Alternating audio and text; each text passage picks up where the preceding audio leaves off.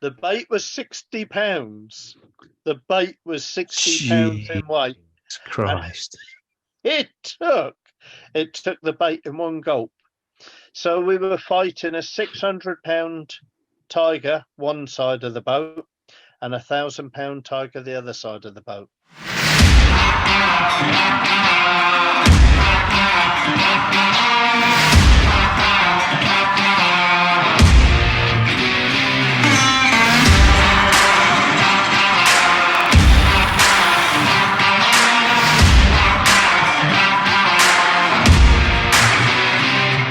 So, John, welcome. Thank you. How are you, mate? You all right? Yeah, I'm very well, thank you. Yeah, absolutely fine. Good. We've had a few trials and tribulations to get here, but we finally managed it. So we've known each other for a little while on Facebook. I think we were kind of mutually introduced by Keith Arthur. And for the last, I guess, 4 years since we've been Facebook friends, I've seen you traveling all over the world and catching massive fish. And I've stalked you on Instagram. And when we said that we were going to do this, I've been really, really interested to talk to you and just... most anglers that I meet are good at one kind of a thing. So they'll be really good carp anglers or they'll be really good sea anglers.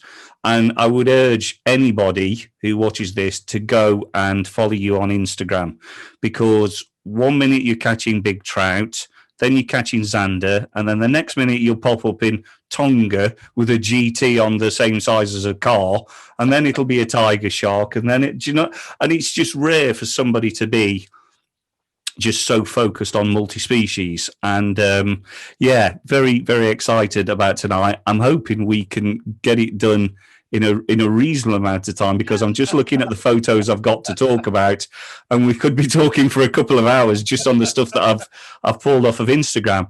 But for those who don't know you, tell us a little bit about your fishing. How do you get into it, and what's your background? Well, basically, I started fishing when I was about 3 years old. My real father and my stepfather are both into fishing, so obviously I was destined to become a fisherman one way or another. I used to wander across the fields where I used to live up in Oxfordshire, and we'd fish the rivers for small stuff. From roach to gudgeon to all sorts of stuff. And then, then after sort of doing my time on the rivers, on the Windrush, on the Thames, along with a few other rivers, I progressed up to sort of chub, barbel, pike. Pike was a favourite. Pike was definitely a favourite. My biggest problem was the best pike fishing was a long way off. Yeah. As I was still a youngster, so I had to cycle everywhere. So more often than not, you would see me cycling first thing in the morning, 20 odd miles away, and then having to come back another 20 miles to get back home. So 40 odd miles, leaving at sort of sometime ridiculous in the morning, like 4 or 5 o'clock in the morning, often not having any lights on my push bike. And then obviously leaving the river again late. So again, cycling home at night after a day sort of pike fishing, how I never got knocked off my bike, I've no idea. I'm amazed I survived those Oxfordshire roads. I really am. As with any youngsters, sometimes some follow a very, very good path, and sometimes some follow a very, very awkward path, let's say.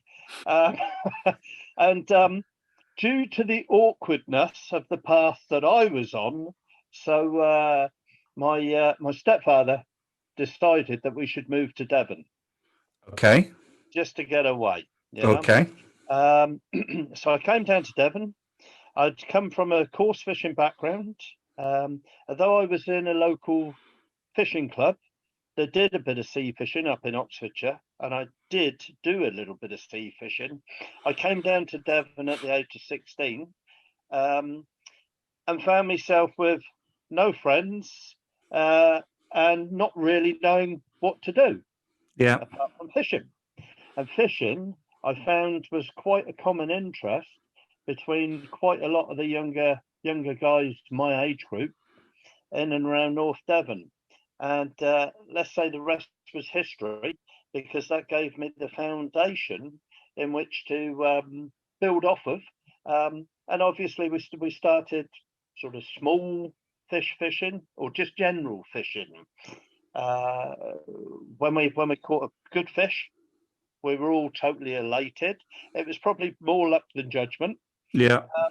But like anything, the more you do it, the more you learn. And of course, the more people you start meeting with who are like-minded.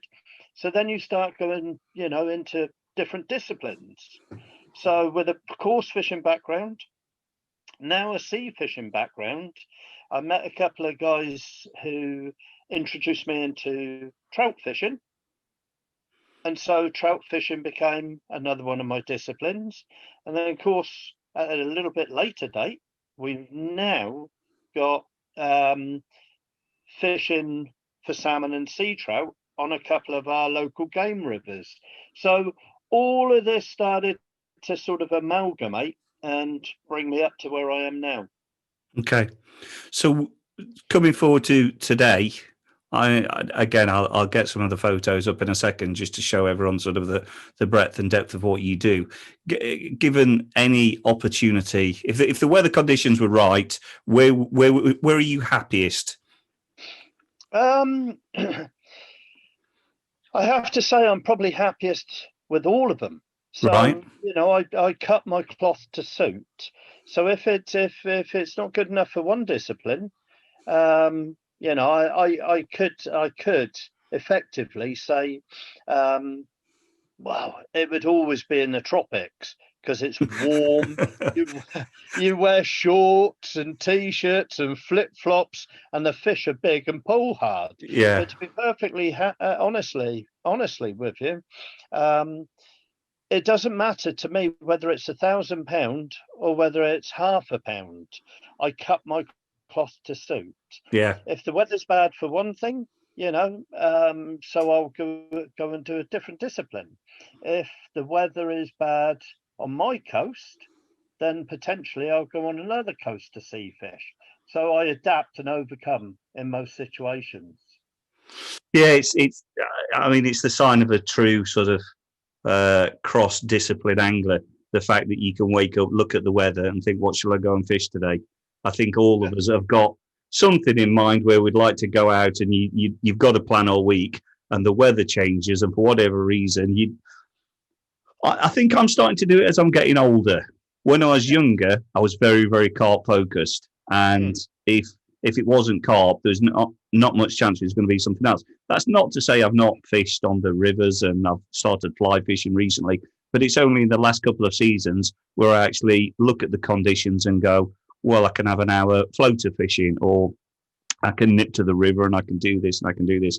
And I don't know if it's a sign of just getting old and actually realizing, thinking about what's biting and going after the things that's biting easiest, or just maturing as an angler. Don't know. I mean, I do get quite excited by being a multidisciplined angler. Do you know what I mean? 1 minute you're catching, grayling in a fast flowing, clear crystal water. Next minute, you could be up in the Bristol Channel, in the murky depths of the Bristol Channel catching cod, or being off of the North Devon coast and catching, poor beagle sharks out in the boat. And then the next thing, you're jetting off to to go and catch stuff in the tropics. I just love and get really, really excited by the just the variations, and also like I said, fishing should be fun. Yes. Do what you feels best at the time. Yeah. And if I think to myself, well, oh, I don't want to go out sea fishing because it's not the right time, but I do want to go sort of course fishing or trout fishing or salmon fishing. I just think it should be fun. You should do what you feels right at the time. Yeah, I think a lot more people should follow that advice as well. And there's a lot of people as well that think for some reason they should tell people how they should enjoy themselves. And you're absolutely right. Do the thing that makes you happy at the time that it makes you happy. Absolutely. I mean, fishing's for fun, Yeah. And if you don't want to go and do it, then don't do it, But if you do want to do it, then you should do it, and you should be able to do what you want to do, opposed to being governed by other people. And I think nowadays, people are often pressured into going sometimes. You know, I just, and for me, if I'm pressured, I just don't fish well at all. I just Yeah. don't, unless I'm in competition, and then that's a different sort of pressure, But to me, with regards to fishing's often helped me. It's helped me in difficult times. So I've only been too pleased to have fishing in the background then. But like I said, when you don't want to do, when you don't want to be, when you don't want to do it and you're not in the right place to do it, then I don't think you should do it. Yeah, yeah. And I've certainly been guilty of it in the past when you plan a trip for a long time and when you're getting ready to leave, you're not quite in the right mood and you turn up That's at the right. venue and you can sit there and you go, I've made the wrong decision tonight. I'm not, as much as I've thought about this trip for as long as you've been planning it, sometimes you can get on the bank and go, I don't want to be here. And when you force those trips, they just don't feel right.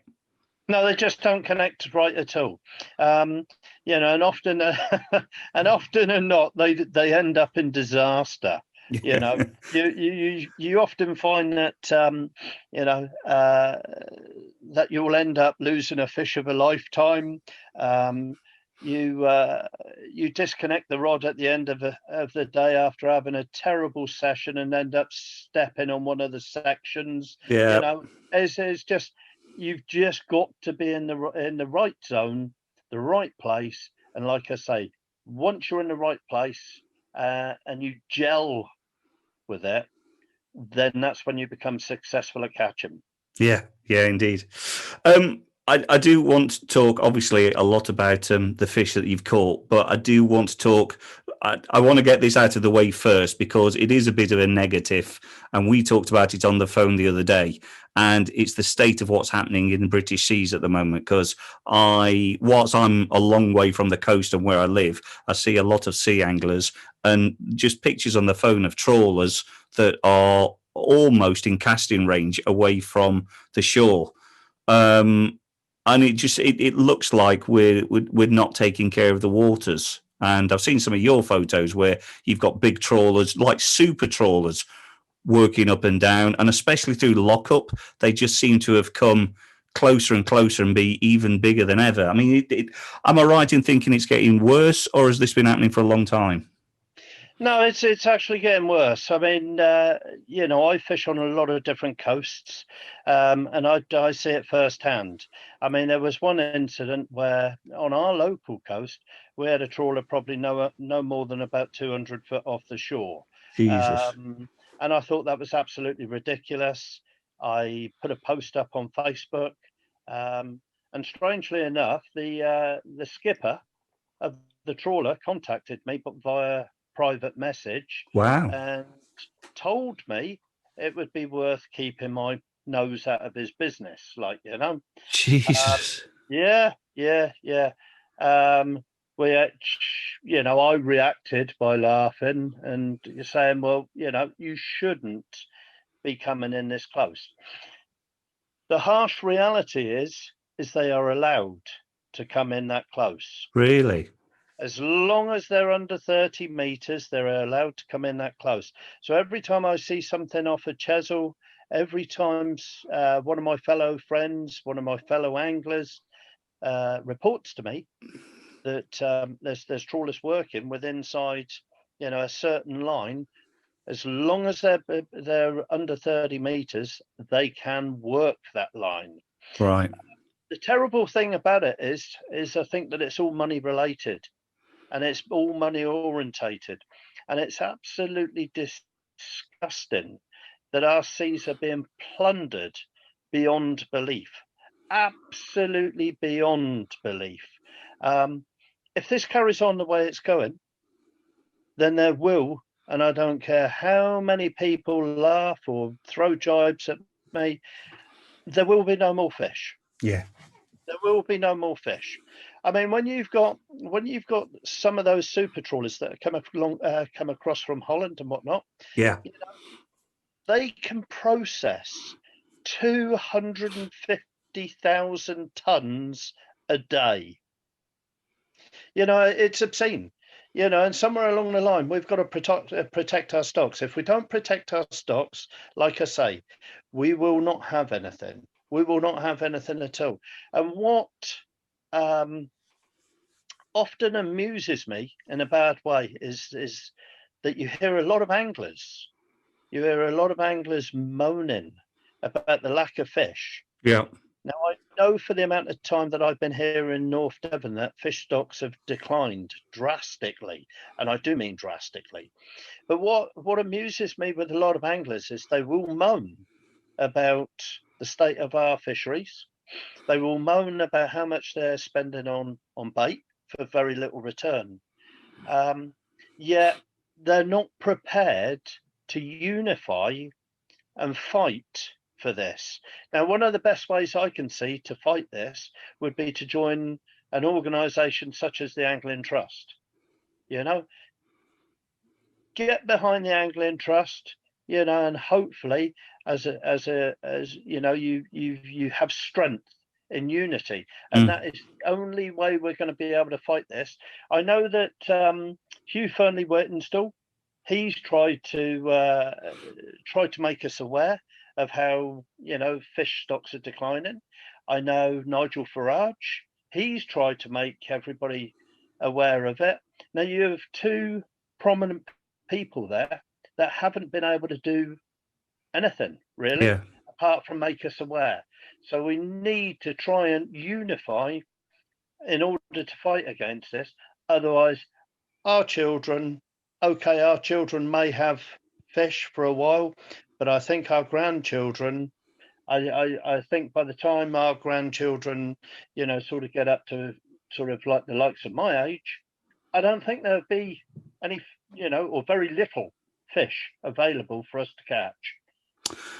Are you, and I don't really want to get onto the politics of this because it's always a touchy subject with people. But once we come out of the EU, do you see that alleviating the problem at all, or is the problem with our fleets as much as any other? No, I don't see it's going to alleviate it, because I think that Brussels will somehow they'll do a backhanded deal in order to still retain fishing in our waters, and I do feel sorry for our fleet, because our fleet should be allowed to fish their own waters.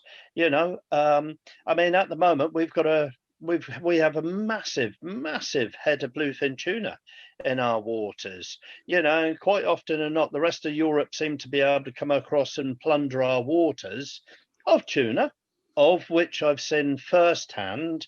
I've actually been out there and I've seen these foreign trawlers scooping up bluefin tuna. Whether it's part of a bycatch or not, those tuna, they never went back. We were close enough to the trawlers to be able to see whether those tuna were thrown back, and they weren't. So with regards to our fleet, I do actually feel sorry for them, to some extent, that their hands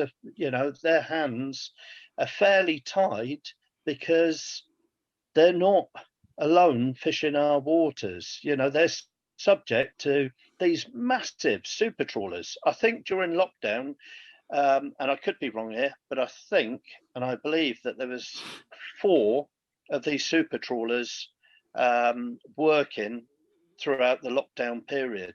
Well, that's a ridiculous amount of fish that they can process a day. Between the 4 of them, it's like, you do the maths, 250,000 tons a day each. So that's 1 million tons. Exactly. Can our waters sustain that? No. No. It just cannot sustain it, And it's going back to the bluefin tuna thing, because I do want to talk about bluefin tuna, because I know you've caught a couple, and I do want to talk about that. Where this becomes ridiculously unfair is that we're not even allowed to pursue them as recreational anglers. So these fish have started coming back to our waters. We can't go out even on a pleasure boat and target them, catch and release, look after them, put them at the side of the boat, get water through the gills, make sure they go back okay.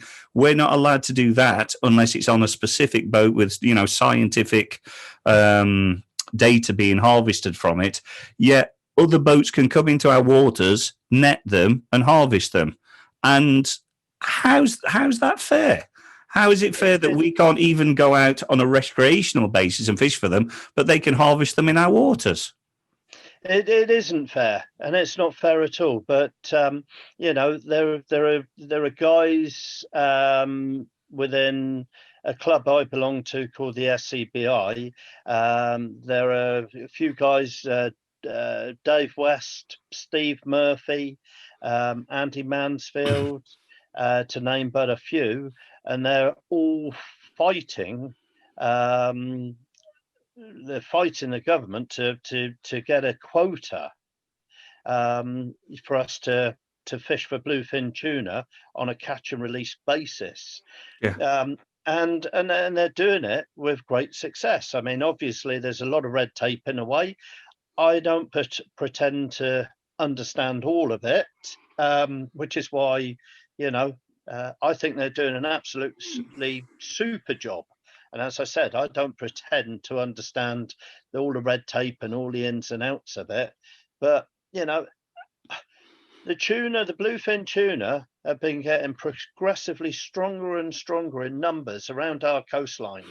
Not just a certain part of our coastline, but almost to the extent that they're almost all the way around the British Isles now. They're massive numbers. And like I say, with regards to having a sustainable fishery for ourselves, how many jobs would that create? Absolutely.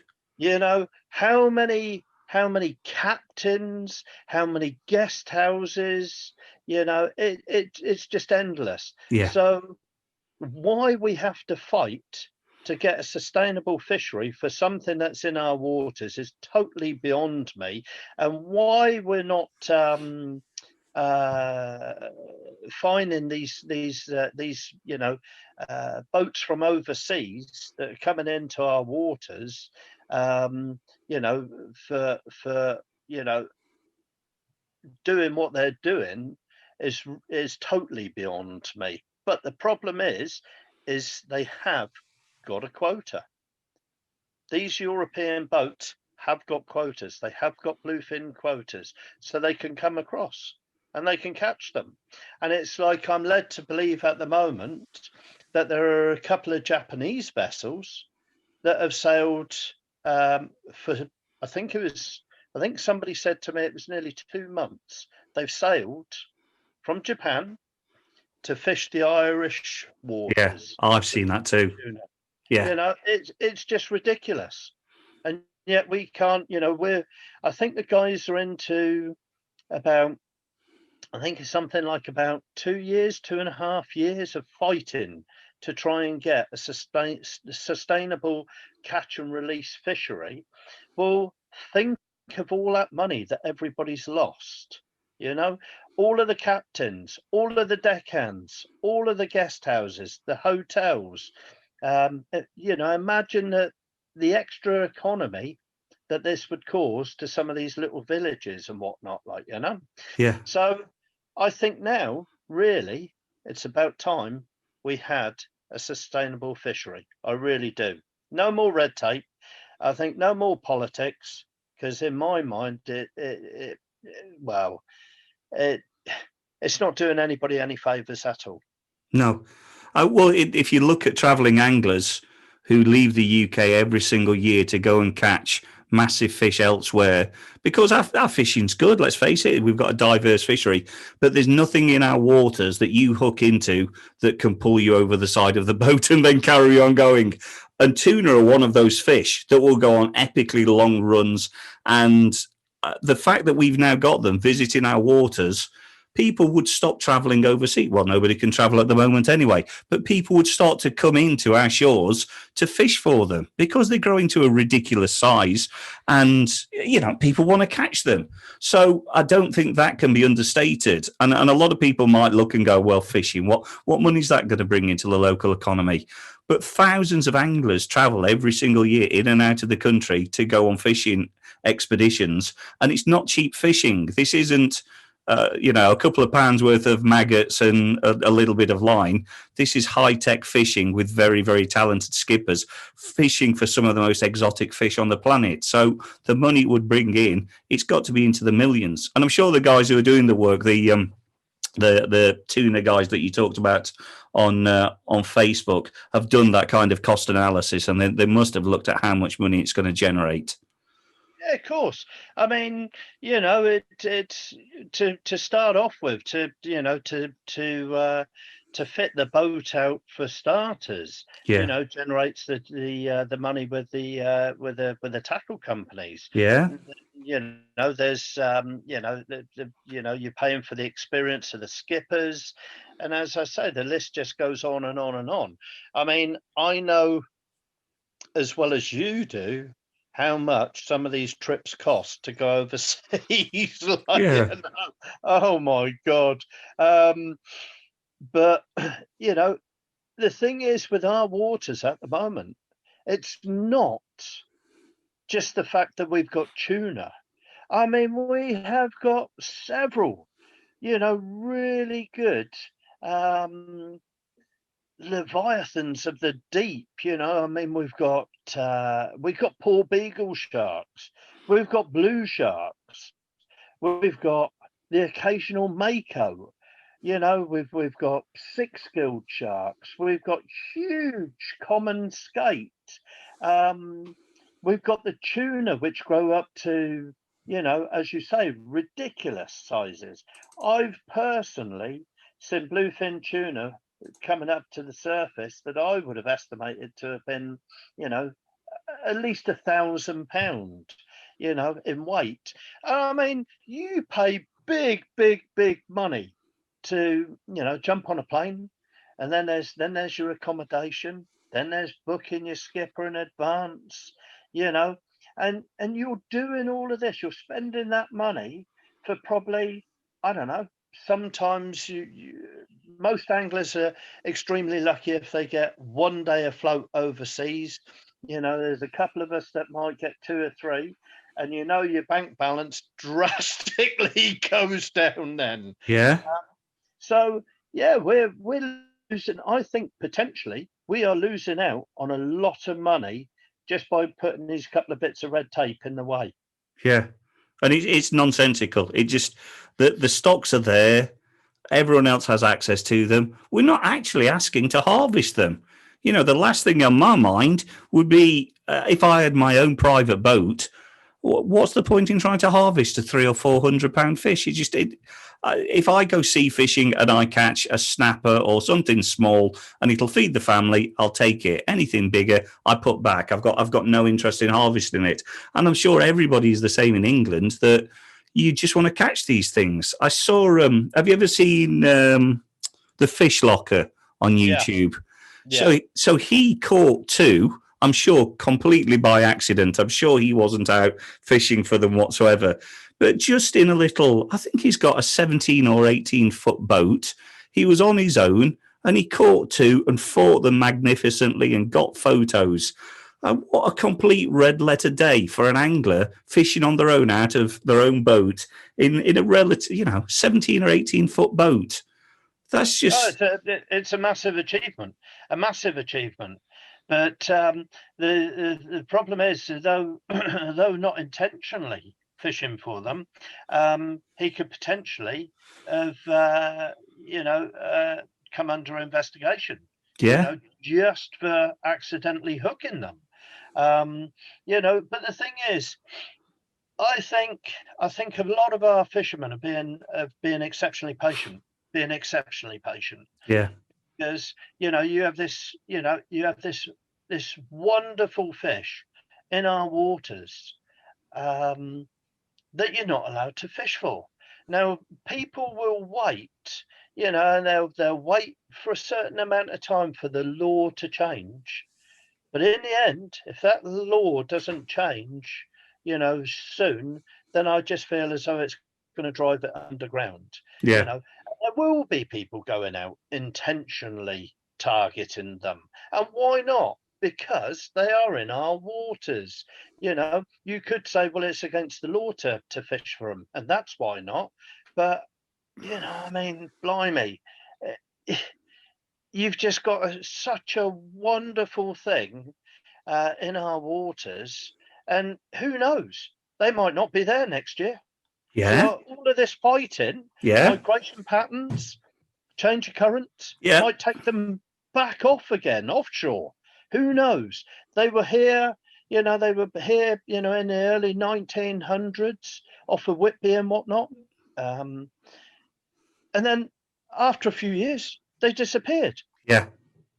Until I think it was somewhere around about the 80s that people like Adrian Malloy started catching them off of the west coast of Ireland. Yeah.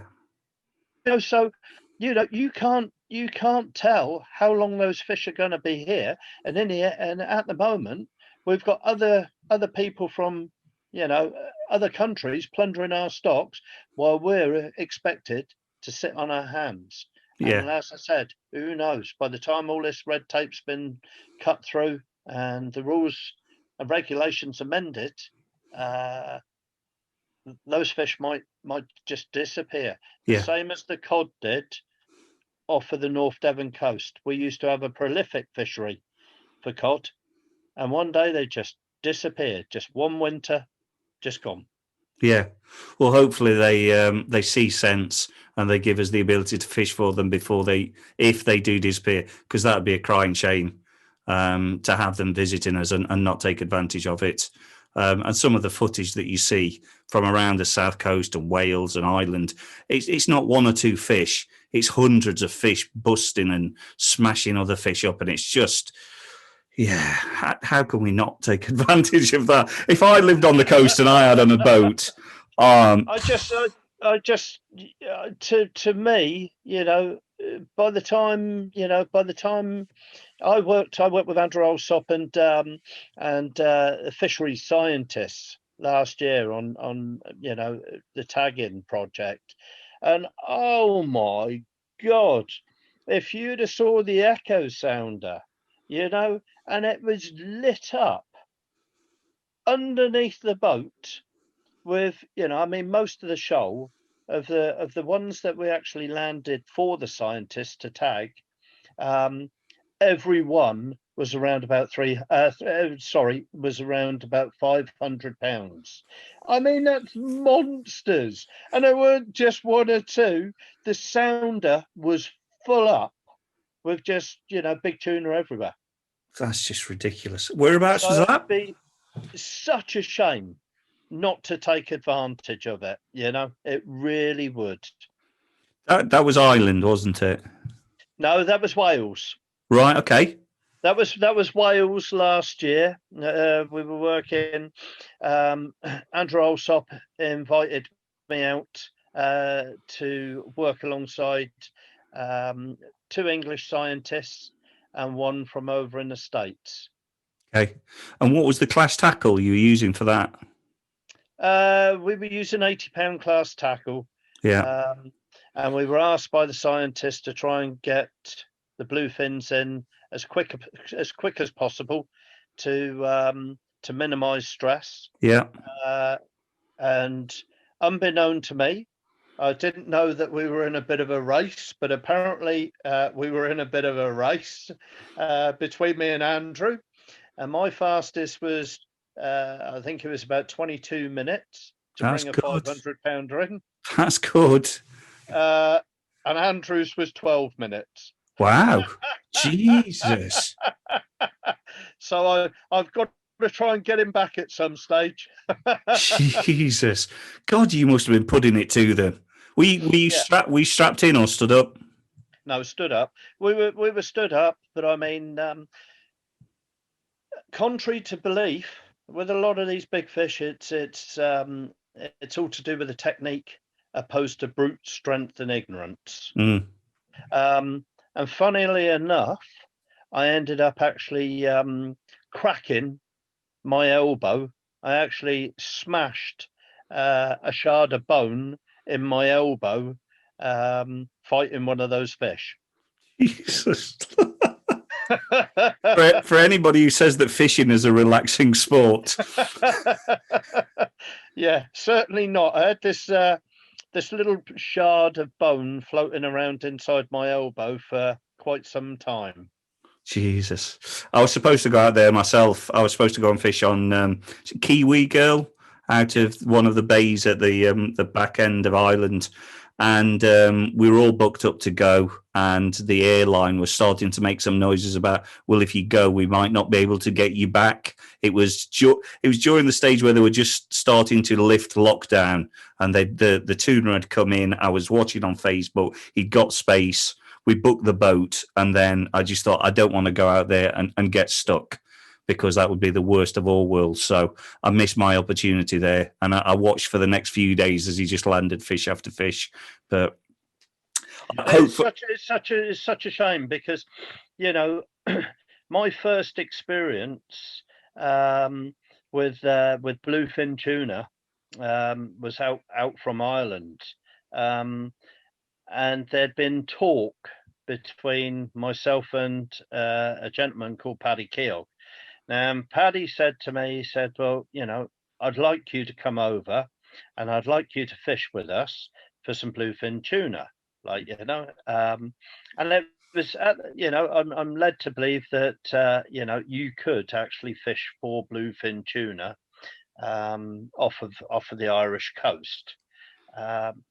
So we were talking to one another, and this went on for some time. And you know how it is. You continually talking, and it goes on and it goes on and it goes on until you gets to the point that you don't think it's going to happen. So there I was. I made my mind up to go freshwater fishing on this particular weekend. So I drove the 350 odd miles to go freshwater fishing. I was just I'd had a very hectic night with bites. And then I get a phone call first thing in the morning, no sleep. John, you need to come over to Ireland now. Oh my God. I had to pack up all my freshwater tackle. I had to drive the 350 miles back home. I had to get the wife to book me a flight en route. Okay. I went all the way back home, changed clothes, turned round again, drove another 90 odd miles back to Bristol Airport, got to check in, only to find out that they booked me the following week. Oh. So I said to them, I said, look, I've got to get out there. I've got to get out there. It doesn't matter what happens. And they said, well, it can't be that important. And I said, now I do not like people who tell porkies. I don't like people that tell lies. But I did have to initiate, I did have to use a little white lie. I said to them, I said, well, it is important. I said, because I've got a television crew waiting out on the boat. So it's very important that I get out there. So, you know, they then proceeded to charge me another £240. of which Lovely. I'd already paid 240 quid anyhow. So it cost me nearly 500 quid to fly over to Ireland. I landed in Ireland. I had a very quick dash with Paddy for 3 hours from Dublin down to Kinsale. Yeah. Bearing in mind I'd had no sleep at all, only to get down there and the Irish tradition, have a couple of pints of Guinness. So have a couple of pints of Guinness, get on the boat, 3 parts to the wind, Yeah. and then we jumped on the boat and we went 10 hours out to sea. Jesus. As in straight line out to sea for 10 hours. Well, we were kind of, I think we were kind of sort of more in our waters than what we were in Irish waters. I can see my house from here. So, yeah. So although we were sort of legally allowed to fish for tuna, I have a feeling that we were a lot closer to England than what we were Ireland. So yeah, that was my first experience, and my very first fish was 612 pounds, and then a few hours later I had one 740. Jesus. And I mean, that just there's no amount of effort and no amount of money that can account for that. If somebody said to you, this is the end result, you travel around the world and pay God knows how many £1,000 for it. Do you know what I mean? And to have that on our shores, and I know it was the day from hell, and I know it cost you 500 quid, but 500 quid in the grand scheme of things, that wouldn't even pay for a half day out of Key West. No, of course it wouldn't. You know, I mean, and this is the thing. You know, when I'm talking to people, I try and emphasise, you know, what fishing we've got here. You know, and in the grand scheme of things, how much or how little it costs in comparison to going overseas and catching effectively the same fish. Yeah. I mean, one of the scientists, the one that was from America, said that he'd never seen a fishery like it. He'd certainly never seen, you know, sort of the average size fish out in the Celtic deeps was obscene. You know, it was certainly. I think I can't remember now. It was a place off of Alaska that he was talking about, and he said that the average size of the fish in the Celtic deeps was considerably larger, you know, than you know, out off of this place in Alaska, which is obscene to have that sort of size fish swimming around our coast. One of my friends was fishing for flatfish and gurnards and so on and so forth off a Chesil a few months back. Probably not even a few months back, maybe just over a month back. Not more than about 150 foot off the shore. A 200-pound bluefin jumped. I mean, this is, like I say, it's just incredible. You know, it's absolutely incredible. I mean, as I say, I feel privileged that I've caught what I've caught. Yeah. But, you know, in the grand scheme of things, this should be open to everybody. You know, this should be, whoever wants to go and have a go should be able to go and have a go, and they should be able to have a go legally. Yeah, indeed. And as you say, you start thinking about fleets of decked out centre consoles with big outboards that could get you out to them fast with all of the right tackle. And you're starting to think about a proper sport fishing, sustainable fishery for us. And it's not even a pipe dream. It's just some red tape we've got to sort out. It's a no-brainer. You know, it just needs to be sorted out ASAP. You know, and the guys that are heading this are doing an absolutely fantastic job. You know, like I say, I don't pretend to understand the politics and the ins and outs of it.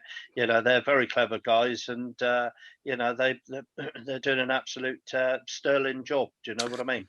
So what I'll do when we wrap up and when I put this up on YouTube, I'll put links to all of the guys that are doing work on this on behalf of British anglers in the description, and then people can follow them. And if there's any support they can give, and I presume that there's going to be things like, what are they bloody called, where you put a signature into the government? What's the word I'm looking for? I forgot the words. When you go and collect a load of signatures and send it in. What's a petition? A petition. That's the word I'm looking for.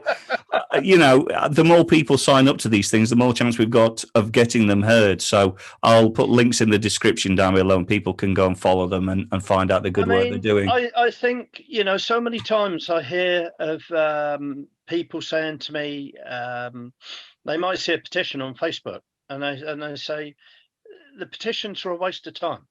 So many times, it's a bit like when they catch a fish, they'll say, I'm not going to throw that back. And I say, well, how many fish can you eat?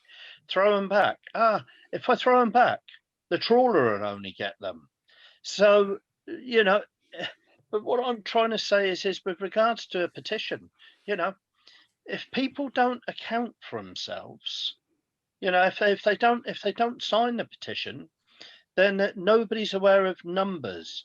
And if nobody's aware of numbers, then nobody is aware of the strength. The more people that sign, the more strength we have, the more leverage we have. But as I said, I'll emphasize it. I'll reiterate what I said originally. Joining something like the Angling Trust, would definitely be the way forward. Petitions, Angling Trust, you've got professional guys there that can fight our corner. Just do it. Yeah, agreed. Let's move on a little bit, else we're going to talk about bluefin for the next couple of hours. And I could, to be honest with you, the thought of them swimming around just excites me that much. The only fish I've ever caught are blackfins, and they go to sort of 30, 40 pounds at most. So the thought of bluefins swimming around, it just... but blackfins, they're good fun. Yeah. They are good fun on the right tackle, and they're tasty. Yes, absolutely. Absolutely. It's a rare privilege being able to just pull one of those out and as you filleting it, just have a little bit of sashimi. They are delicious. And you're absolutely right. On light tackle, they just absolutely... To be fair, I like catching bonito. People rag on them and say that they're, just trash fish. But if I can have an afternoon catching bonito, ripping the drag on a lightweight outfit, that's good fun for me. Absolutely. And as I said to you just, earlier on, fishing should be for fun. It should be fun. Yeah. You should do what you feel like doing. And if catching a bonito on a spinning rod's good, catch one on a spinning rod. If fly fishing for bonito is your thing and it makes you happy, that's what you should do. The emphasis is always nowadays, it's not big enough. Yeah. Well, what where did it say in fishing years ago that everything had to come in XXL? It didn't. Fishing should be fun, and like I say, if you're catching that bonito on a fly reel, on a spinning reel, light tackle, man, what a fight. If you're blimmin' heck, what is kite fishing for bonito, skipping a bait, oh man, it's explosive. Yeah. What a thrill, what a hoot. It's amazing. Yeah, indeed. So, closer to home, I'm going to show you a photo now. So hopefully you should you should be looking at you with a big smile on your face, sat next to a very large skate. And this is the other species that I've hung my nose over for a long time. So what's the story behind that photo? Well, that photo there, I was actually invited up to fish with a guy called Phil Riley on Kevin Mackay's Boat Size Matters up in Scotland.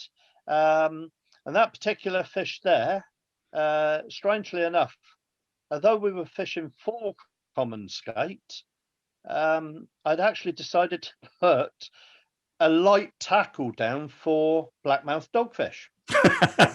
Yeah.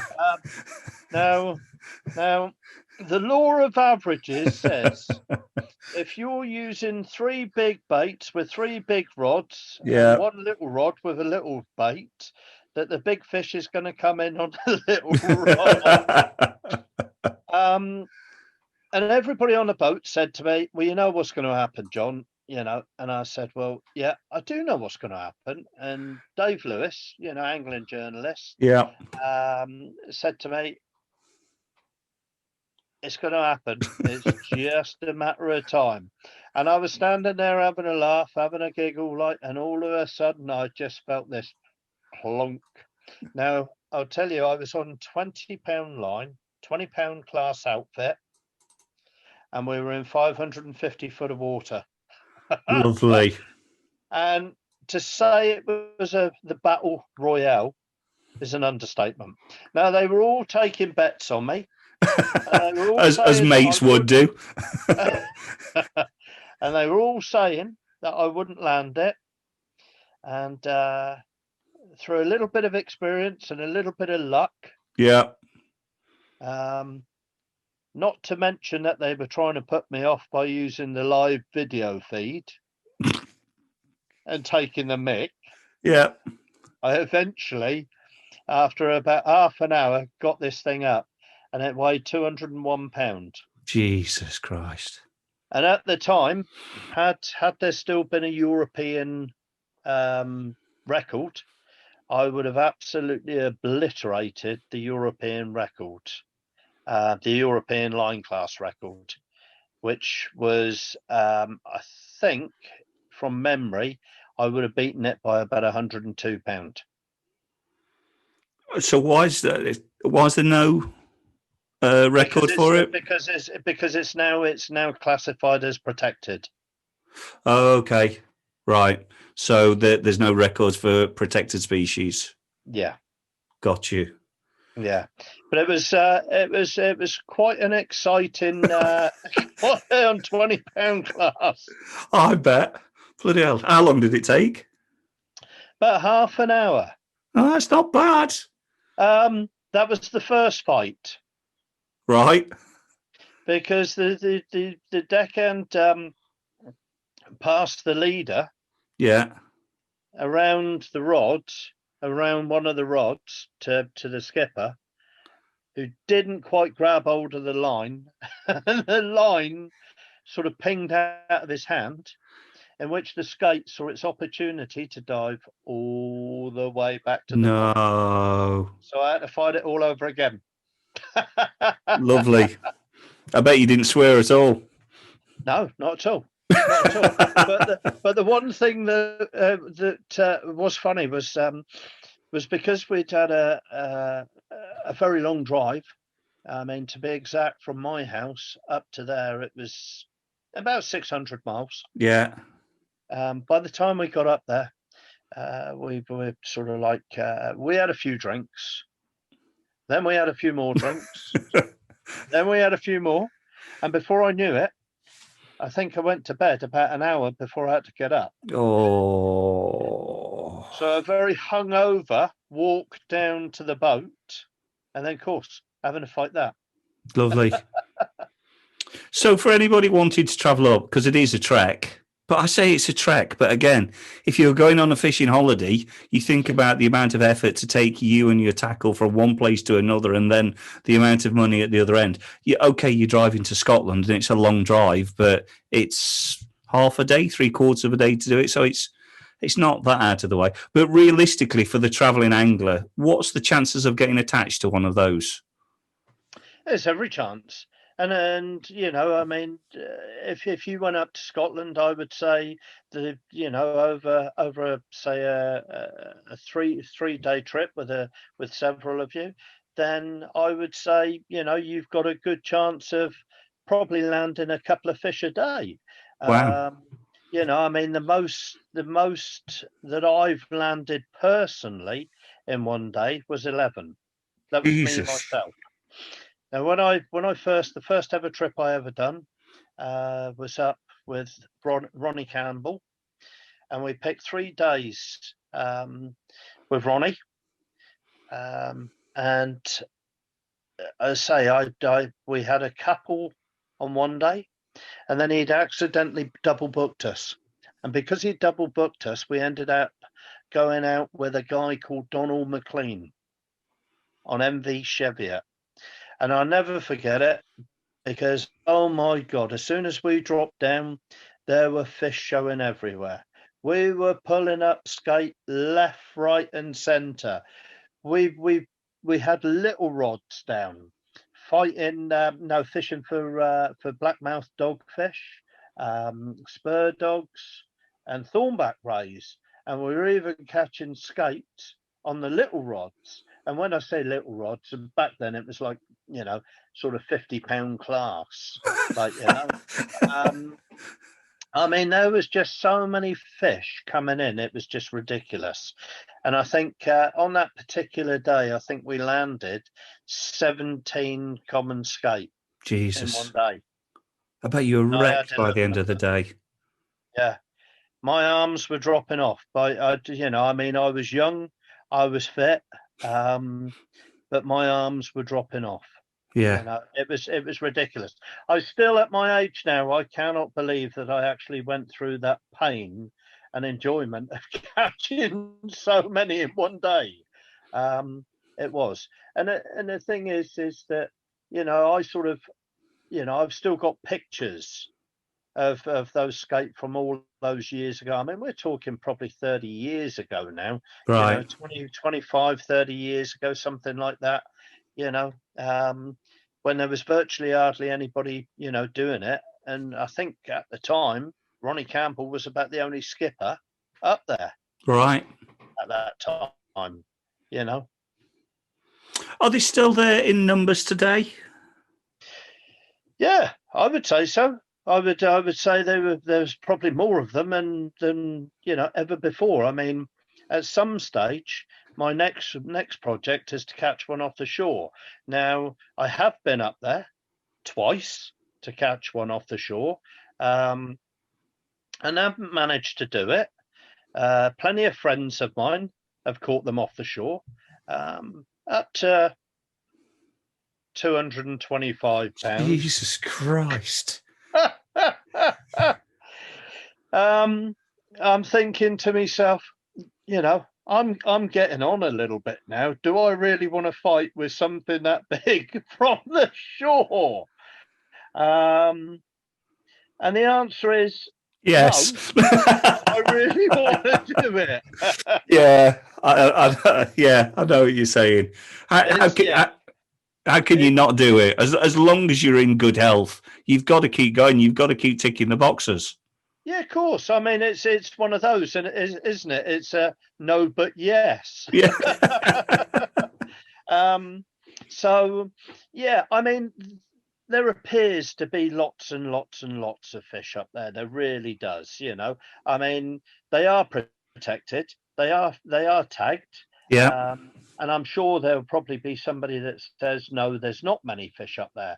But I'm only going by the anglers' reports, the boat anglers' reports, the shore anglers' reports, and there certainly seems to be a really, really good chance of catching from the boat or the shore, But I think from the shore, it's a case of being responsible,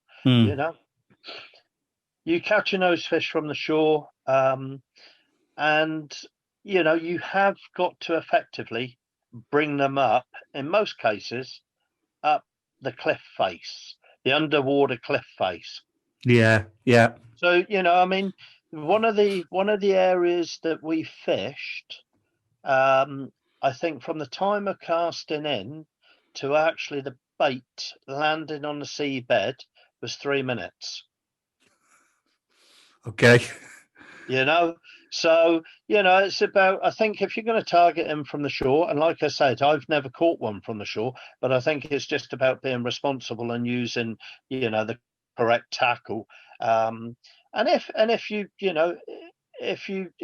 do happen for some unknown reason to snap off, then it's using a rig that those fish aren't going to trail around with them all the time. Yeah. A bit like carp fishing, if a carp breaks you off in the weed, usually it can ditch the hook and whatnot within a very short time. Yeah, indeed. I see some of the skippers when they're fishing for Goliaths using like 1,000-pound wire and absolutely massive hooks, because the first thing a Goliath will do, as you know, is they just smash straight back down into structure. But I look at the way that sometimes they're being angled for, and I just think it's irresponsible, because you're not giving a chance to the fish to be able to shed the hook or break the line. Whenever I fish for them, I've fished with 400-pound nylon, because I think that size of fish against structure, it's going to break it off in no amount of time at all. But I mean, that sounds super crude as it is, 400-pound nylon. It's just... For any normal day, that's just a ridiculous thing to say. But for those fish, as you know, they're stupid animals. But you see now some of the rigs that the Americans are using, and they're not thinking of the fish. They're thinking, I'm going to haul this thing out, and if it breaks, well, tough luck on the fish. And my brain doesn't think like that. That particular fish, is a whole world of pain anyhow on us anglers. You've got to be daft to want to fish for one of them in the first place. But you've got to look after these fish. You really have got to look after these fish, and you've got to use the appropriate tackle. After all, that fish was perfectly all right before you hooked it. So you've got to look after it. If you want to see, your returns in years to come, stay high, then you've got to fish responsibly. And if that means, sort of fishing with big barbless hooks, then so be it. And if it means fishing with, I hate to say it, but you mentioned 400-pound line. When I fish for them, I don't want them getting off. Yes. I really don't want them getting off. And I'll touch wood right next to me, and I've never had one come off. But I use 700-pound line. Quite simply, we've had a few surprises come along when we fish for Goliaths. That's why, like I say, I remember fishing down in the Keys, and we were slow trolling around a wreck, and and I was saying to my friend and captain at the time, I said, so how do I know when one of these fish bites? And he said to me, oh, you will know. He said, but the first thing you've got to do is when the fish bites is you've got to lean forward a bit. I said, why do I have to lean forward? He said, to allow the circle hook to go well into the mouth, and then you've got to sit back quick, and then I'm going to accelerate at a rate of knots. Okay. I said, well, hang on a minute. I said, surely, if you're accelerating at a rate of knots one way, and the fish is accelerating at a rate of knots the other way, and before I could finish saying what I said, he said, you are the weakest link. So you need to stay in that chair, And we went on to catch a 500-pound Goliath that day. Yeah, they're an insane fish. Out of everything I've ever caught, if I could put all of my mates onto one of those fish just to see, but people just get dragged about like there's a poltergeist at the end of the road, just throwing people around. They've not got much fight in them, but that first 10 minutes is insane. It's literally like hooking into a truck. I would say it's brutal. Yes, absolutely brutal. Yeah, and if I think that any of my mates that deserved a little bit of stick for having done something to me in the past, I'm sure I'd put them first on a Goliath, a big one. Another time I can remember that we went into I had my two sons with me, and we were fishing on my friend Nick Stanzik's boat again, out from Bud and Mary's. Yeah. And Nick said to us, he said, do you want to go and get some food fish? Like some snappers or something like that. I said, yeah, okay. So, he sort of looked at me and he said, right, how do you fancy going for a Goliath grouper while we're fishing where we're fishing, and let the kids grab the snapper and the rainbow runners and whatnot? Yeah. I said, yeah, okay then. He proceeded to bring out one trace, but two 80-pound Clarkson rods. And both of those rods were clipped to that one trace. And I'm like, what are we going after? And he said, the Goliath down here is big. It's really big. And they reckon that the Goliath was close to 1,000 pounds. Jesus. 1,000 pounds. And there were divers going down to see this thing. This is how they knew it was so big. How he expected me to fish two rods and reels at the same time, I've no idea. But so you weren't doing it in tandem? You weren't sort of joined up both? He expected you to do it on your own? No, he probably would have expected one of my sons to okay. But yeah, so it was quite funny at the time, when he suddenly, I thought, Christ, how big a fish are we going after? They're mental. Let me show you another picture, because I'm gonna guess that is this Nick's boat as well? Yeah, that was Nick's boat. That was definitely Nick's boat. So that's a big fish. That's a scary looking brute of a fish. The picture actually doesn't do it the justice it deserves. This is actually one of 3 1,000-pound tiger sharks that I've landed. Now, I used to be heavily into deep dropping for swordfish.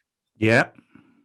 And during our time back home, I got talking to Nick, saying that I'd spent a lot of times over in the Bahamas, and I'd seen quite a few tiger sharks, and I'd always fancied catching a giant tiger.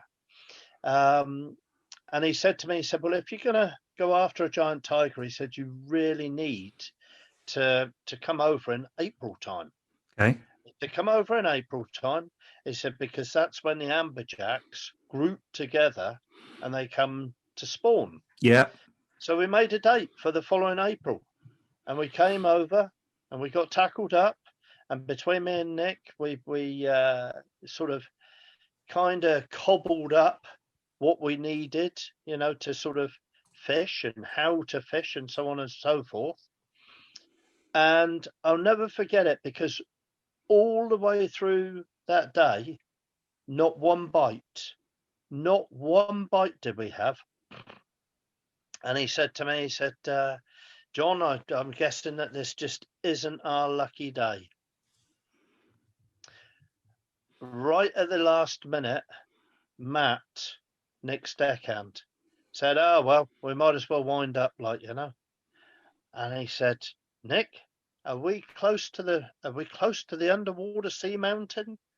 And Nick said, no, it's about half a mile away. He said, well, we're snagged. And I grabbed the rod and I said, but we can't be snagged. And this thing had just come along and just eaten the bait and was swimming with us. Gave no bite indication or anything.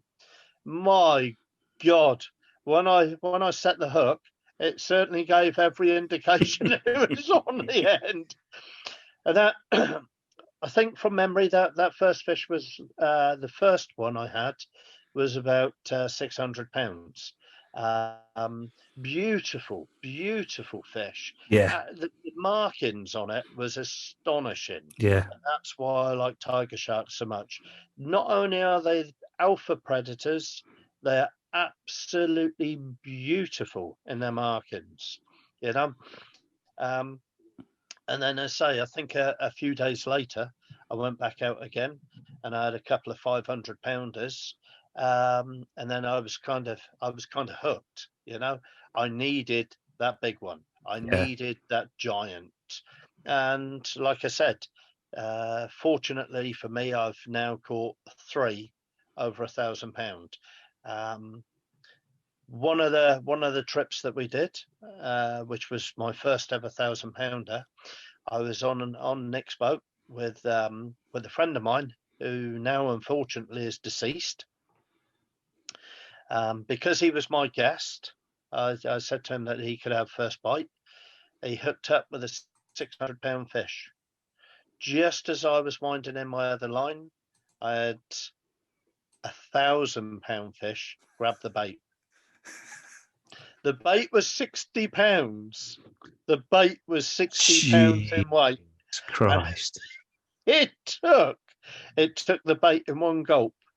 So we were fighting a 600-pound tiger one side of the boat and a 1,000-pound tiger the other side of the boat. And I had to dump the reel, as in open the spool up and just dump a load of line so that the big tiger could swim away from the smaller one. Yeah. We managed to get the smaller one in first, but by the time I actually got on to the big tiger, it was virtually half a mile away. That was an awful lot of winding. Amazing. I mean, do you know what? That's karma, though. That's good karma. You did the right thing. You allowed somebody to get potentially the fish of the dreams, and you were rewarded for it. Yeah, I just think, that, sometimes it's not all about competition. No. And I think, it's like I get as much enjoyment now out of other people catching big fish. I'm quite happy to take a back seat. Yeah. I'd sooner, like my kids, if they catch big fish, I mean, Jack had that really big zander a couple of weeks ago. I was elated for him. 30 years ago, I would have been a green-eyed monster. I was absolutely elated, and I do. I do. I get just as much enjoyment from watching somebody else catch a big fish. Especially a newcomer or especially a child. It just makes you feel good. Do you know what I mean? The only bit I don't like about it is sort of people catching big fish and then being arrogant about it. You know? Yeah, I know what you're saying. A fish is a fish. It's not okay. It's a trophy, and it's right to be pleased of it. It's right to get the picture. And if you've been pursuing a big fish for a long time, you should be proud of it. But there's a line in the sand where that being pleased for yourself turns into arrogance, and somehow people judge themselves to be better because they've caught a big fish. And Jesus Christ, you've caught a fish. It doesn't separate you from any other angler. You should be able to sit on the bank and be happy for your fellow angler, and then be happy for you. Absolutely. I mean, there was a challenge fishing picture thing. Yeah. On Facebook. I think the first one came up a few months ago, and I really didn't want to take part because I just thought that, and I'm trying to think of how to say this nicely. I'm probably going to get told off for saying this, but I class it as being a sort of a dick measuring contest. Do you know what I mean? It's, you might have to cut that out. That's fine. I know what you mean. I know, and you're right. Go on. I don't like arrogance with, whereas this latest challenge, I saw that as a bit of fun. There was a few mates of, sort of saying, go on, put yours up. And I'm like, no, because as far as I'm concerned, I don't need to put them up. I know what I've caught, but I had several private messages and they're going, "Oh, go on, John," and I thought, "Oh, all right." And so I put them up, and I noticed one of my mates put up sort of another 5 pictures. So I thought, oh well, I'll put another 5 up as well. But to me, as long as it stays light-hearted, then that's what it's all about.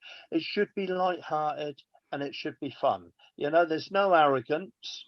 Because at the end of the day, um, like with boxing, there's always going to be somebody out there better. Yeah. There's always going to be somebody out there to beat you. And to be honest with you, I think there's more important things to worry about in life, and the main thing is, as long as you're breathing, as long as you're still breathing. Yeah.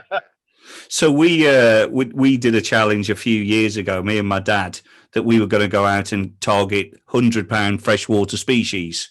And it was a brilliant opportunity for us once a year to go away somewhere new, have a dad and lad week away, catch some fish, have a few beers, have some nice food. And we did it for about 5 years on the bounce. And there was nothing in that was for anybody else whatsoever. This wasn't a case of come back and look at my photo and aren't I great? It was just me and my dad, and I shared the photos. And you're absolutely right. The worst thing about that was he had some bad health when we were supposed to be going away for the 6th time. And as you say, it's about your health. Keep breathing, keep moving, and that's all you've got to worry about. Fish are fish; they'll always be there, and you'll always catch fish. And people take it too seriously. And over the years, I've had shit from people who just they're jealous of the fish that I've caught. And it's not like I'm walking around going, aren't I brilliant? I've caught it. Because, look at the state of your Instagram. My Instagram on the side, as you say, there's always somebody who's caught bigger fish. And for some reason, a few people have thought that by sharing fish, that somehow I'm trying to be, Billy Big Bollocks. And that's absolutely not what it's about for me. I've always, people have said to me that I'm lucky. And I've always said to me, it's better to be lucky than good. Yeah, absolutely.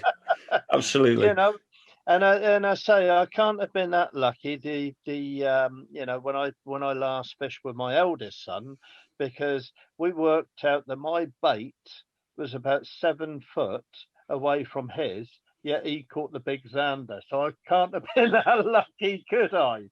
But it's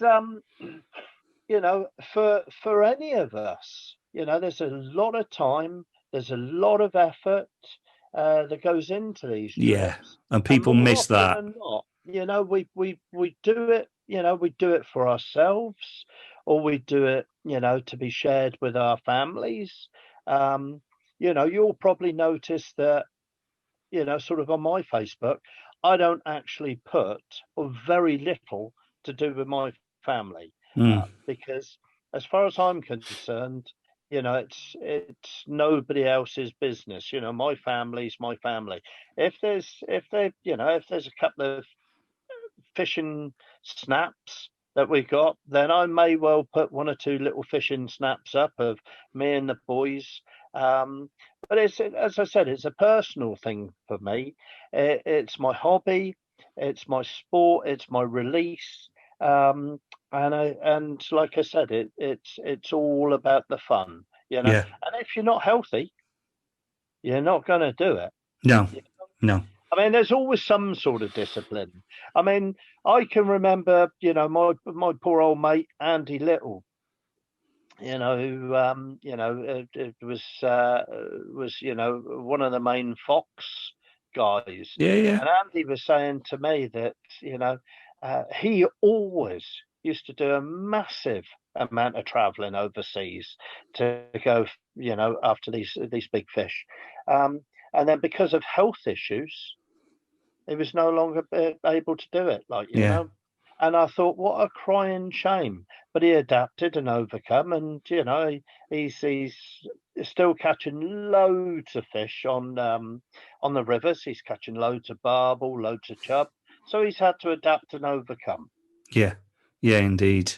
And what people don't see is the work and effort involved with these trips. All the months of planning, the effort to get to the airport, get to the other side of the world. And what people don't see are the blanks, because there's days when you go out and you think we've got it nailed on here. And you might do 3 days out of a 6-day trip and never even see a fish. You're just bouncing up and down on the world's most expensive boat ride. And people don't see that. People don't. I've been there a few times on that one, and you're thinking, my God, this is costing me a lot of money. Hopefully tomorrow we'll catch a fish. I mean, the funny thing was that, you know, we when we were in the World Championships over in South Africa, you know, we all left, you know, the UK with a great deal of enthusiasm. You know, we were going to catch this marlin, that marlin, and so on and so forth. And, you know, I mean, luckily, you know, one of our team managed to secure, well, we just missed out on gold. But I mean, my God, we literally, there wasn't an inch of that ocean that we didn't cover. We couldn't catch a fish over 3 days, Yeah. you know, and then, you know, something like that does become demoralizing, and you think, oh, that's it, I'm going to sell all my fishing. But, you know, it's, you know, it's like with me, I've got my fishing on the North Devon coast, you know. That fishing generally for me, my season sort of starts now until about February, Yeah. you know. And then all the rest of the time that I'm fishing, you know, I have to travel, and it's great distances, you know, and this is what people don't realise. Not only is it great distances, but there's a great deal of expense. And the more that I've travelled both here in the UK and overseas, so I've had to try and earn more money to accommodate those trips. And I think now I'm up to 3 businesses, and I think I might have to start a 4th just to accommodate my fishing trips. I can't say too much too loudly because the wife's next door. And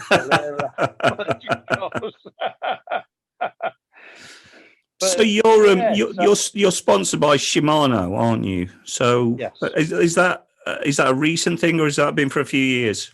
No, that's been for a few years. As I say, I'm very privileged to be sponsored by Shimano, as well as several other companies. And you know, I mean, at the end of the day, to be sponsored by somebody like Shimano is probably one of the highest accolades you can have in angling. You know, I feel exceptionally privileged that, you know, I was chosen to represent, you know, the world's finest brand. Yeah. You know? No, I'd look with envy at some of the pictures of the tackle that you use. So, and if you don't want to go into this on here, that's absolutely fine. But if you were going away and you said, "Look, chaps, I could do with a couple of Stellans to take away with me," do they just say, "Yeah, no problem, mate. We'll package you some up. Just give them a clean when you come back"? And not quite like that.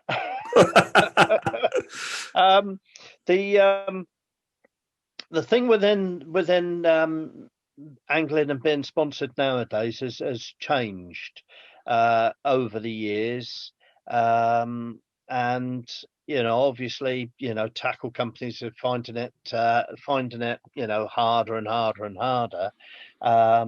So, you know, I mean, let's put it this way. I do okay out of the guys. You know, I'm you know, eternally thankful for whatever help that they give me. But to give me 2 or 3 Stellas would be like giving me 2 or 3 Bentleys. I've just I I just have visions. If I treated myself to a reel that was that expensive, you only need to have slightly gunky hands, not quite have hold of the rod, and seeing £700-800 worth of reel disappearing into a few hundred feet, it'd be heartbreaking. It's happened to me once. Oh, with a Stella. Oh, yeah. And it was quite funny because I did have a little laugh to myself a few weeks back because I'm not saying who it was, but a friend of mine phoned me up and said, "John, I need a reel." I said, "Well, what happened to the last one I got you?" He said, "I took my father-in-law on the boat and I lent him the rod and the reel."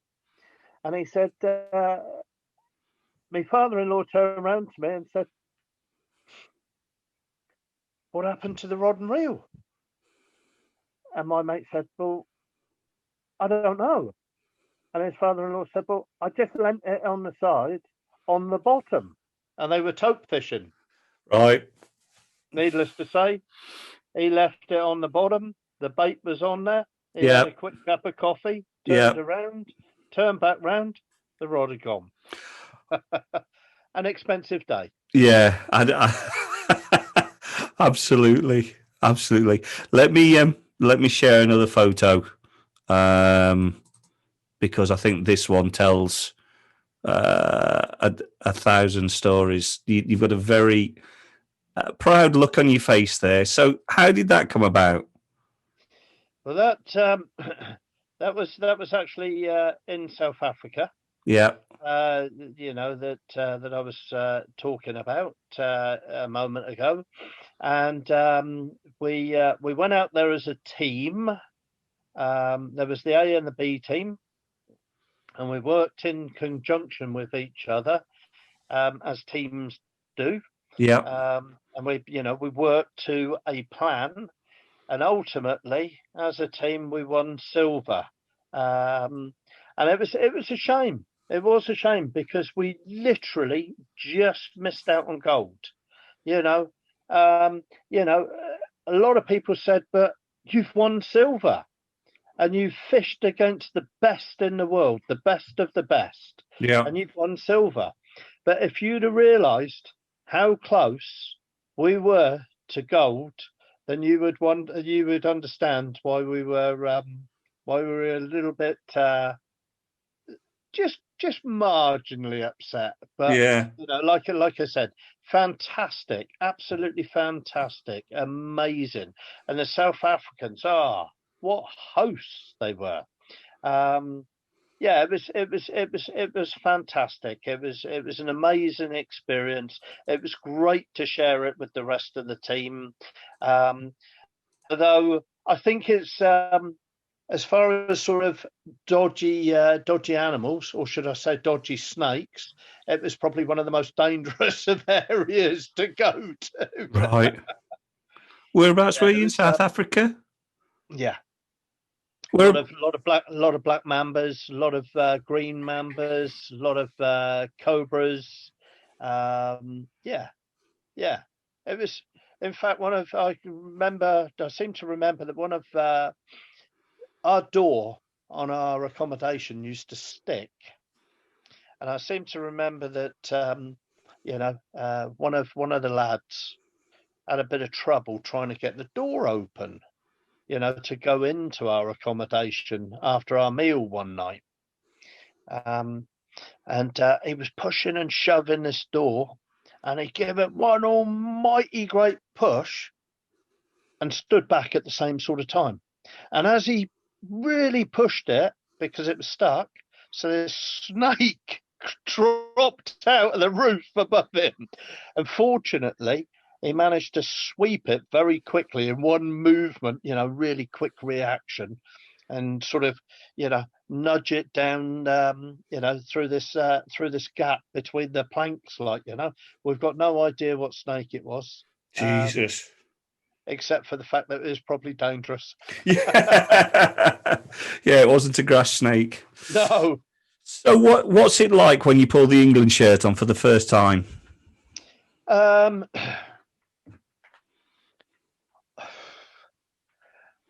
I'm trying to think of a word that would you know would sort of suggest how I was feeling. Very humbled Yeah. is probably the word. To be approached and asked to represent and fish for your country is truly humbling. I mean, blimey, I just never expected it. It came like a lightning bolt, out of the sky. I couldn't even, I really couldn't sort of describe in many words. I think, the only word I could sort of use is probably humbling, Mm. you know, um, and proud. It was like when we done the World Championships in France, and we were in the ceremony, the introduction ceremony, and we were walking through the streets, and all the people were, because this is it was like it's like a version of the Olympics, Yeah. and you've got all of these people hanging out of windows, and they're all cheering, and you're waving your flag, you're waving the Union Jack, like, um, and the hairs on the back of your neck, they're all standing up on end. Oh, there's no feeling like it. Like, humbled. Yeah. Yeah, it's definitely a word I would, you know. And like I say, with your teammates, you almost become like a family, and everybody knows, you know, uh, what each other's thinking. And strangely enough, like I say, I've got in my house on the wall, I've got a picture of my teammates and myself in that particular World Championships. I tell you, it nearly had me with a tear in my eye. Do you know what I mean? It was Yeah. absolutely amazing. Once we'd done that sort of walking through the streets, and we were up on the podium waving the flag, and our national anthem came on. Yeah, it certainly brought a lump to my throat. Yeah. Yeah, a major privilege. Absolutely. There's. I don't think, on a personal level, I don't think that there's any higher that I could go at all. Yeah. I mean, it's. I guess it must be the same as being knighted, I suppose. I don't know, but I felt absolutely privileged and absolutely humbled to be able to represent my country. Yeah, I can't imagine how it feels. I think if you're a young footballer or tennis star and you turn pro, you've always got a thought in your mind that one day you might be playing for your team, and it's always an aspiration.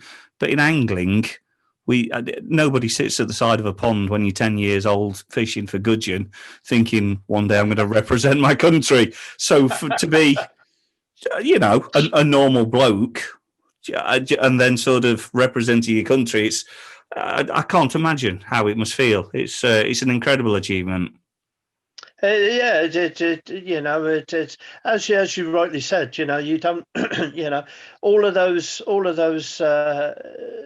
days with a pair of shorts on and your wellies, and you're wading around in the streams, chasing after minnows and stone loach and sticklebacks, and then you sort of progress, to fishing for roach and tench and stuff, and then so on and so forth. And you sort of, on a personal level, you elevate up, through all the different disciplines. And as I said to you, I'd done this for myself, for Yeah, nobody else, yeah, just me, myself. So when somebody comes up to you and approaches you, and says that they've been watching you, and that you're the sort of person that they need to, to make a team to represent our country. Oh my God, mind blowing, absolutely mind blowing. I can remember being phoned up by Nigel Botherway to do an interview, and I'll tell you what, I've had a lot of experiences within fishing, but when Nigel asked me all about, sort of like the latest world championships and that, I've got to say that I felt on top of the moon. Yeah. I mean, I just couldn't comprehend somebody wanting to talk to me on live radio about the world championships. It was almost like I had to pinch myself to, feel as though it was real. Yeah, I can imagine. I'm conscious that I've taken a lot of your time up, but there's some things that I've got to ask you about. As we've been talking, I've been cycling through some photos, and there's just too many photos on your Instagram to even get through in one sitting. I hopefully at some stage we'll be able to do this again, and I can ask you, just about all of them. But there's a trip that you did last year, and I'm going to share the photo now. So you went out to Papua New Guinea, I believe. Yep. And from an outsider looking in, it seemed like a very experienced captain with a very good quality center console boat who shipped it halfway around the world because he just had this feeling that there was some undiscovered fishing territory and reefs, and it seemed like you went over and you just absolutely kicked the arse out of it for about 3 or 4 days. It looked so. I looked at how difficult it was to get to Papua New Guinea, and I sat down and I tried to plan the route, and it's to get to the place where the guy was. It seemed like it was about 2 days worth of traveling, stupid amounts of changes, and it felt like a real adventure to even get to where he was. But well, tell me, how was it? Because it looked amazing. Well, for me, the logistics of it was, you looked to the travel and you thought to myself, oh my God, that's a massive amount of miles. Yeah. But in reality, I have to say, it was just like getting on a bus. Okay. It's just like getting on a bus or getting on a train. And you're right. There's probably a better day's travel there, but it's as hard or as easy as you want to make it. You can either do it in several stops, or you can do it, sort of virtually all in one go. Now, the first time I went over, I'd done it in several stops. Yeah. And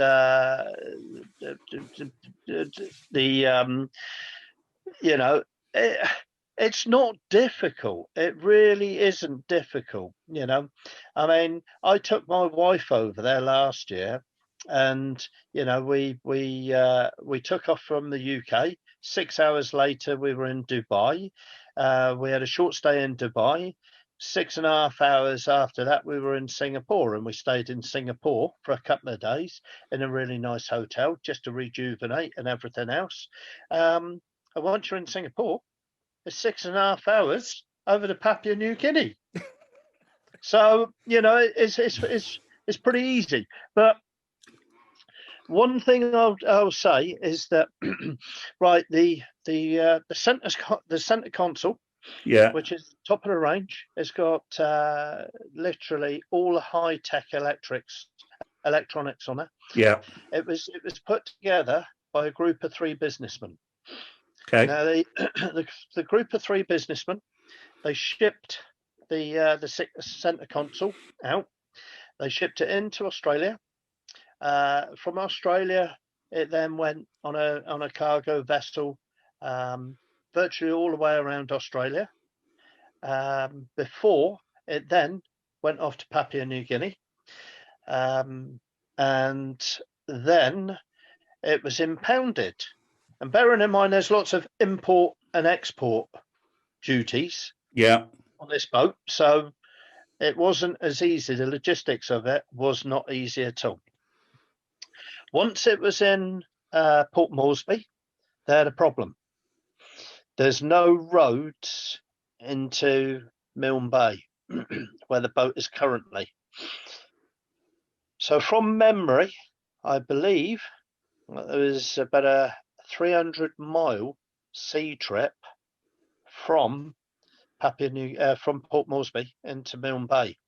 Now, this is absolutely treacherous because the amount of inshore and offshore reefs. Right. You know, you really need somebody who's top of their game. Now, Mike, the skipper, used to be a skipper out in the Andaman Islands, and he's a personal friend of mine. And I knew Mike had just given up over in the Andaman Islands and was looking for another project. So we approached Mike, and Mike just saw it as a challenge and it's like, this is right up my street, dude. Do you know what I mean? So he flew out to Papua New Guinea. He stayed at Port Moresby for a little while. He worked on the electronics, sorted out, made himself familiar with all the navigation systems and whatnot.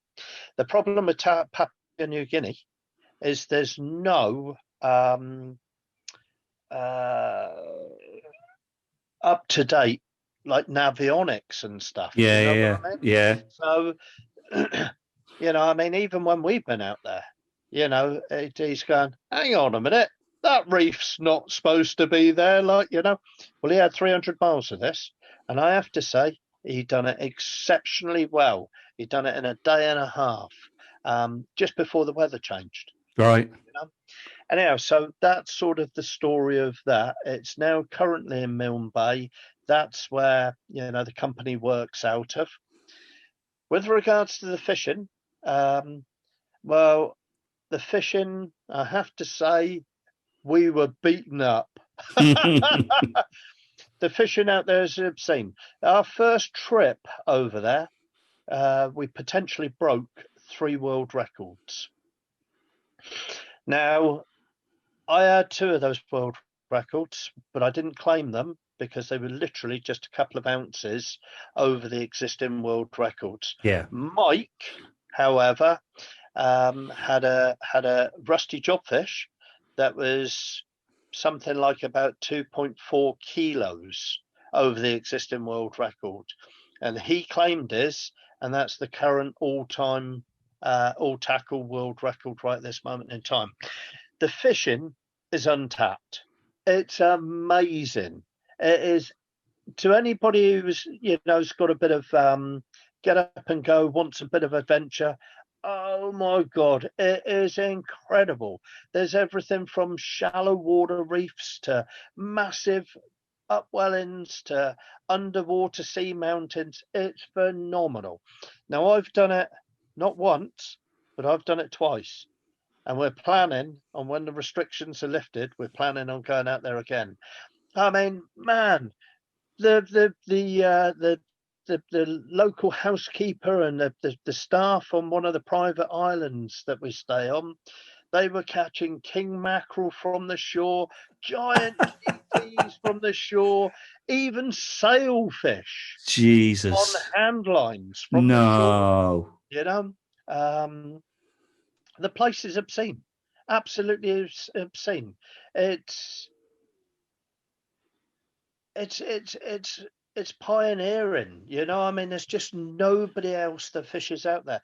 You'll get the locals. They'll probably fish about a mile offshore at the best. Yeah, because they're in little dugout canoes. They don't go out any further. So anything beyond that is pioneering. And oh man, some of the things on these reefs, they're like massive.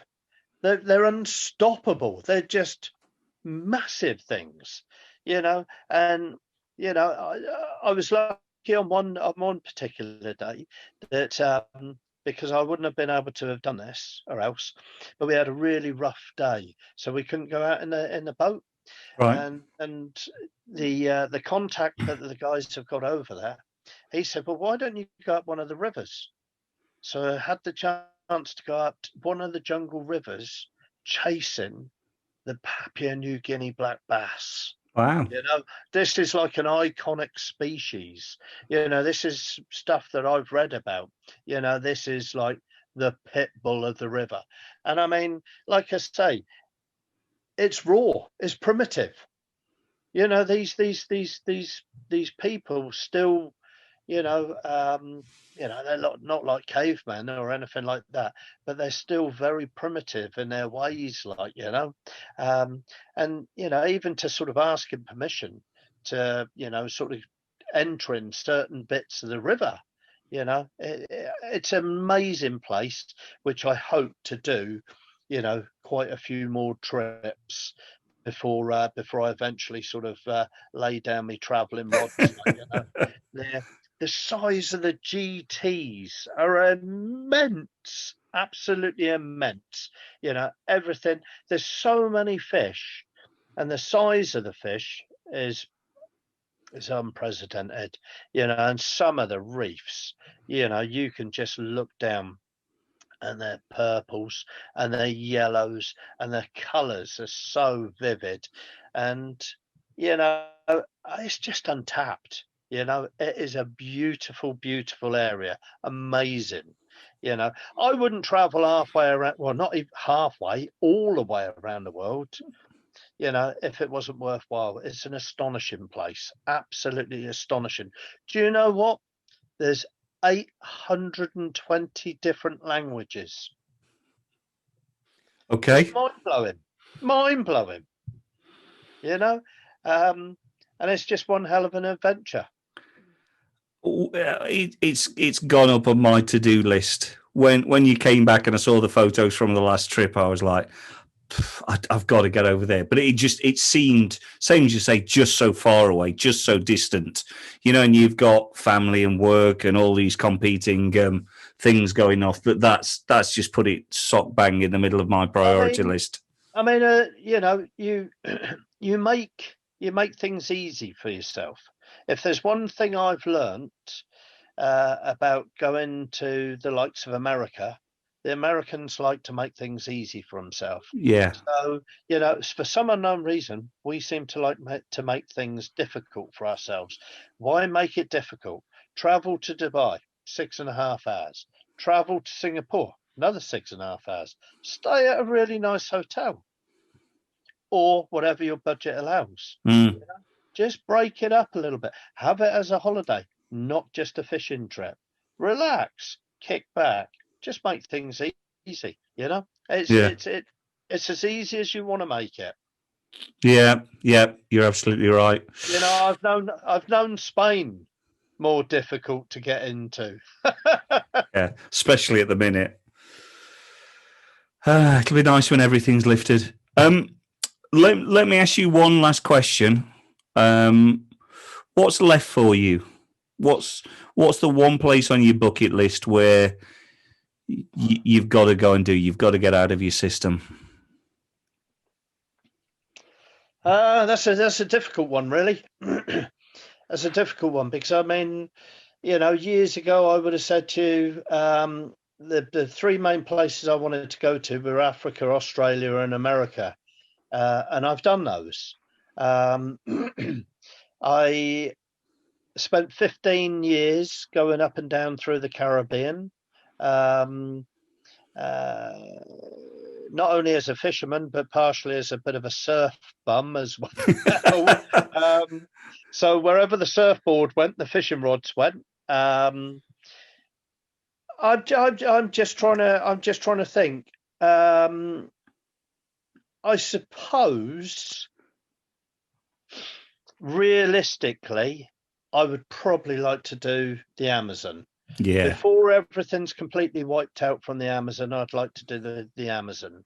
I love what I do, but it's a little bit like when you've had your best personal best or the biggest personal best. Yeah.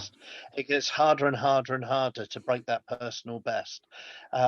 So I think for me, realistically, the last place for me to sort of go and do would probably be the Amazon, I suspect. Yeah. There's there's a few other areas that I'd love to be able to fish. I mean, like, I've been to Australia, but I never went up to the top end, like Darwin and Cairns, and I'd like at some stage to be able to do that. Yeah. I'd love one place that I would love to fish in Australia would probably be Lizard Island, but unfortunately that's a little bit out of my budget. I will at some stage introduce you to a mate of mine, and he went once and he was going to treat himself. It was a trip of a lifetime. He saved for it and it got under his skin. And he went back the next year and he went back the next year. And I don't know how he afforded it, but he just worked hard. He put the hours in, he put the graft in, he got his money together, and he went and he did it. In fact, a couple of the trips, I know he worked as a deckhand just to be able to afford to fish while he was out there, but he got obsessed by it. Marlin just blew his mind. Oh, the marlin out there are absolutely massive. They're huge. I mean, I know a couple of people, including Nick Stanzik, who I was talking about earlier on, that have fished out there, and the black marlin fishery out there is absolutely insane. So yeah, I can imagine it would get under people's skin. And the thing is, this is what happens. You go on one of these fishing trips, you budget for one of these fishing trips, and then you either get obsessed or you don't catch what you want to catch, and invariably you end up going again. Yeah, absolutely. It costs you twice as much. Yeah.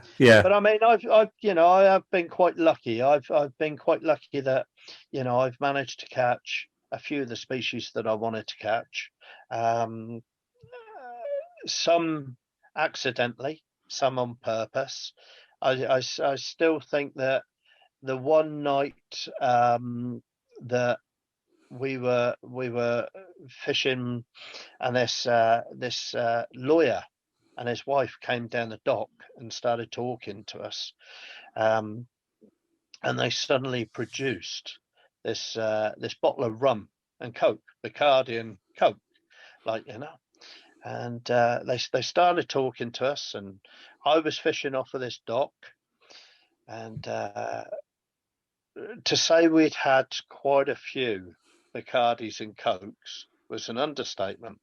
And I was picking off one or two fish, and the next thing, the rod folded over in my hands, and I hooked into a rather large shark. 3 sheets to the wind. I'm fighting a shark, and it turned out that it was a lemon shark of around about 200 pounds. Nice. Now I said to him, look, I cannot drink. I know this is a holiday. I know I'm on a warm dock in the Florida Keys, but I cannot drink any more Coke and Bacardi and Coke. Because if I catch something really big, then I'm not going to be able to do anything with it. Yeah.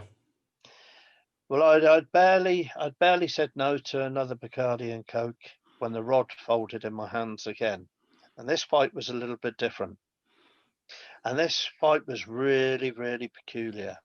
And oh, I couldn't believe it. I pulled up the leader, and as I pulled up the leader, this bill suddenly poked up out the water and blow me down. I couldn't believe it. I had a sawfish. Wow. On the line, and to try and deal with this sawfish safely, and also to try and unhook it and untangle the line from its rostrum. Yeah. So not to, not to cause it any damage, but also legally, I had to be able to keep it in the water because otherwise it wasn't legal. I could have been fined by the American law system, legal system. So trying to do this, with a couple of Bacardis and Cokes under your belt, and I say, I do think that that night, not only was I exceptionally lucky to land one of the rarest fish in the world, Yeah. I was absolutely incredibly lucky not to get impaled on that one. Yeah. Wow. It brought a whole new meaning to piercings. Yeah, not off. Yeah, I mean, that's just incredibly lucky. To even see one is amazing. You'll see a lot of captains who've worked around that area for years and years, and they don't see one from one season to the next. So, as a private angler, just going out and fishing on your own, that's insanely lucky.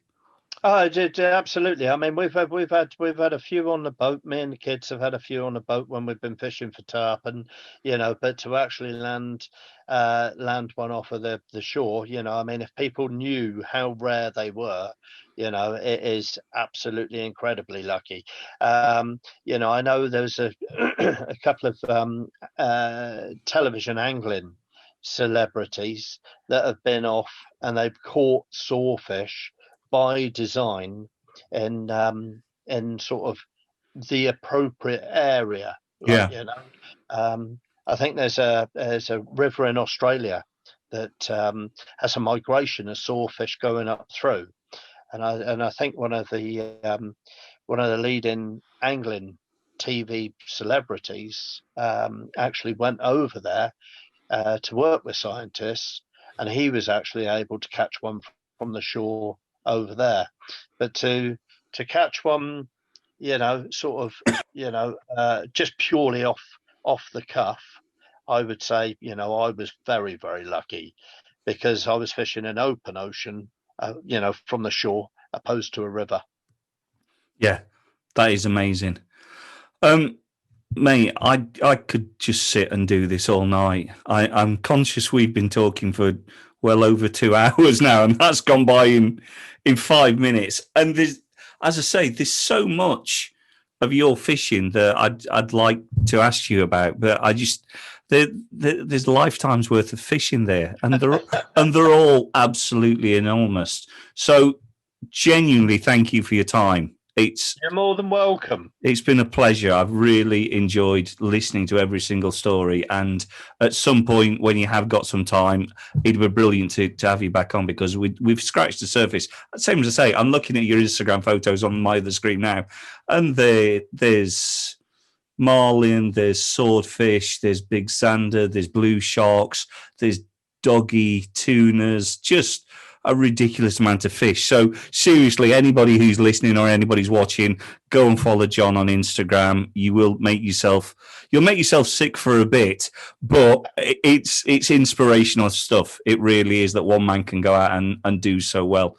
So again, thank you, Jon. Really appreciate your time. Thanks for coming on, mate. Anytime. And like I said, if you want to do this again in the future, it would be my pleasure to do it.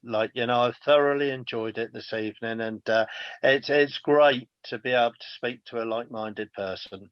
Perfect. I appreciate that. Cheers, mate. See you soon. No problem. Bye-bye. See you, mate. Bye.